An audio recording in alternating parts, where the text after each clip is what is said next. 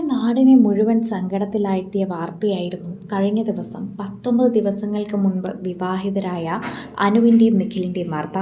അവരോടൊപ്പം അവരുടെ പ്രിയപ്പെട്ട പിതാക്കളും പോയപ്പോഴേക്കും അത് വല്ലാത്തൊരു സങ്കടക്കടലായി മാറുകയാണ്. ഒരു 20 ദിവസത്തിന് മുൻപിൽ ആ വീട്ടിൽ ഇതിനു മുൻപ് തന്നെ പന്തല് കെട്ടിയിരുന്നു. ആഘോഷമുണ്ടായിരുന്നു. ഇതേ ബന്ധുക്കൾ അവിടെ ഉണ്ടായിരുന്നു. പക്ഷെ സന്തോഷത്താലായിരുന്നു എന്ന് പറയുന്നതാണ് ശരി. സന്തോഷത്താൽ എല്ലാവരും തുള്ളിച്ചാടുകയായിരുന്നു എന്ന് വേണം പറയാൻ.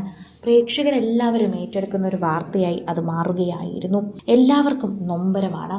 ഇപ്പോഴും അനുവിൻ്റെയും നിഖിലിൻ്റെയും ചിത്രങ്ങൾ കാണുമ്പോൾ കരയുന്നവരാണ് ഭൂരിഭാഗം പ്രേക്ഷകരും. ഇനി അവരുടെ വിവാഹ വീഡിയോ പുറത്തിറക്കരുത് എന്നാണ് എല്ലാവരും പറയുന്നത്. അവരുടെ സന്തോഷമുള്ള മുഖം ഞങ്ങൾക്ക് ഇനി കാണാൻ സാധിക്കില്ല. അവരെന്തുമാത്രം സന്തോഷത്തിലായിരുന്നുവെന്ന് ചെറിയ വീഡിയോ കാണുമ്പോൾ തന്നെ ഞങ്ങൾക്ക് മനസ്സിലാകുന്നു. അതിനി മുഴുവൻ വീഡിയോ ആയി കണ്ടാൽ ഞങ്ങൾക്കത് താങ്ങാനാവുന്ന വേദനയ്ക്ക് അപ്പുറമായി പോകുമെന്ന് എല്ലാ മലയാളക്കരയും പറയുന്നുണ്ട്. ഒന്നടങ്കം എല്ലാവരും സങ്കടത്തോടെ അതിനെക്കുറിച്ച് സംസാരിക്കുന്നു. കഴിഞ്ഞ ഞായറാഴ്ച കോന്നി മുറിഞ്ഞകല്ലിലുണ്ടായ വാഹനാപകടത്തിലാണ് മല്ലശ്ശേരി പുത്തേത്തുണ്ടിൽ മത്തായി ഈപ്പൻ, മകൻ നിഖിൽ ഈപ്പൻ, ഭാര്യ മല്ലശ്ശേരി പുത്തൻവിള കിഴക്കിയതിൽ അനു ബിജു, അനുവിന്റെ പിതാവ് ബിജു പി ജോർജ് അന്തരിച്ചത്. മധുവിധ ആഘോഷിച്ച് മലേഷ്യയിൽ നിന്ന് തിരികെ എത്തിയ നിഖിലിനെയും അനുവിനെയും വിമാനത്താവളത്തിൽ നിന്ന് കൂട്ടിക്കൊണ്ടുവരുന്ന വഴിയാണ് മുറിഞ്ഞകല്ലിൽ വെച്ച് ഇവർ സഞ്ചരിച്ച കാറ് ശബരിമല തീർത്ഥാടകർ സഞ്ചരിച്ച മിനി ബസ് ലോറിയിലിടിച്ച് അപകടമുണ്ടായത്. ഇവരുടെ കാർ ആ ബസ്സിലേക്ക് ഇടിച്ചു കയറുകയായിരുന്നു എന്ന് പറയാം. തൽക്ഷണം തന്നെ ഇവർ മരിച്ചു വീഴുകയായിരുന്നു. കാറിൽ നിന്ന് ഓരോരുത്തരെ പുറത്തെടുക്കുന്ന സമയം അനുവിന് ജീവനുണ്ടായിരുന്നു. അനുവിന്റെ വശത്തുള്ള ഡോറ് തല്ലി പൊട്ടിച്ചു തന്നെയായിരുന്നു അവർ അനുവിനെ പുറത്തെടുത്തത്. ആശുപത്രിയിലേക്ക് വേഗം എത്തിച്ചുവെങ്കിലും രക്ഷിക്കാനായില്ല എന്ന് പറയുന്നതാണ് സത്യം. ഇവർ അവിടെ നിന്ന് കൊണ്ടുവന്ന പെട്ടികളെല്ലാം തന്നെ ഇവരുടെ വണ്ടിക്കകത്തുണ്ടായിരുന്നു. ഇപ്പോൾ അവരുടെ വസ്ത്രങ്ങളും അവരുടെ ഓർമ്മകളും കാണാൻ വേണ്ടി അവരുടെ കയ്യിലേക്ക് പെട്ടികൾ ഏൽപ്പിച്ചു.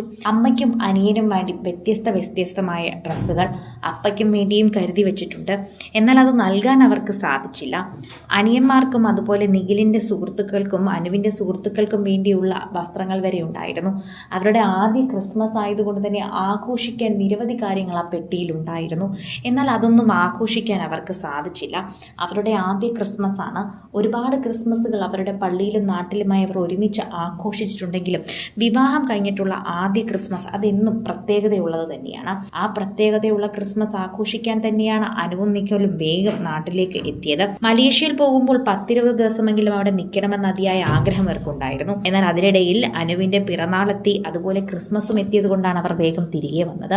അതുപോലെ മമ്മിയും പപ്പയും കാണാതെ ഇത്രയും ദിവസം മാറി നിൽക്കാൻ അവർക്കാകില്ല എന്നും അവർ കൂട്ടിച്ചേർത്തു. ഇതോടെ പ്രേക്ഷകരെല്ലാവരും ഏറ്റെടുക്കുന്ന ഏറ്റവും വലിയ കണ്ണീർ നോവായി മാറുകയാണ് അനുവിന്റെയും നിഖിലിന്റെയും വാർത്ത.